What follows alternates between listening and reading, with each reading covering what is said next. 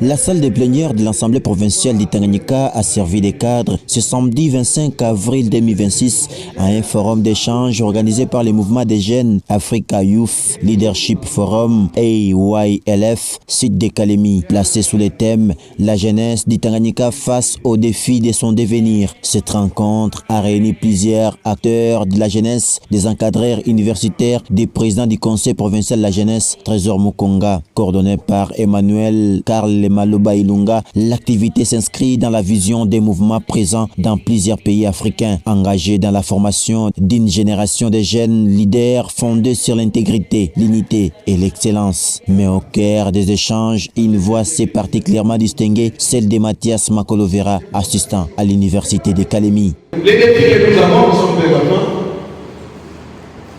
la paix, un défi. C'est ça la thématique qu'on m'a donnée.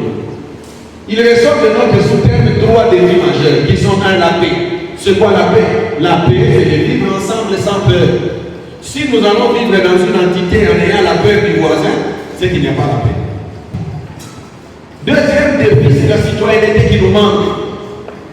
Parce qu'on m'a dit de parler de la citoyenneté. Le manque de connaissances de ses droits et de ses devoirs. C'est pourquoi nous voyons que quand je réclame mon droit, je finirai dans la prison. Mais on nous a parlé des martyrs qui savaient aussi qu'ils finiraient dans la prison ou à la mort. Mais le jour qu'il n'y aura pas des gens qui vont cultiver la connaissance et la conscience personnelle sur le développement de ses droits et de ses devoirs, nous n'allons jamais atteindre la libération. Thomas Sankara disait, un esclave qui n'est pas capable d'assurer sa révolte ne mérite pas que l'on s'apitoie sur son sort. Parce que c'est la lutte qui libère. Cette jeunesse ne peut se libérer que le jour qu'elle va lutter réellement. À travers un discours engagé et sans détour, Mathias Makolovera a invité les jeunes à rompre avec la passivité pour devenir des acteurs conscients de leur rôle dans la société. Son concept Kujichomeka, qui a marqué les esprits, résume un appel à l'éveil, à la responsabilité individuelle et à l'engagement collectif.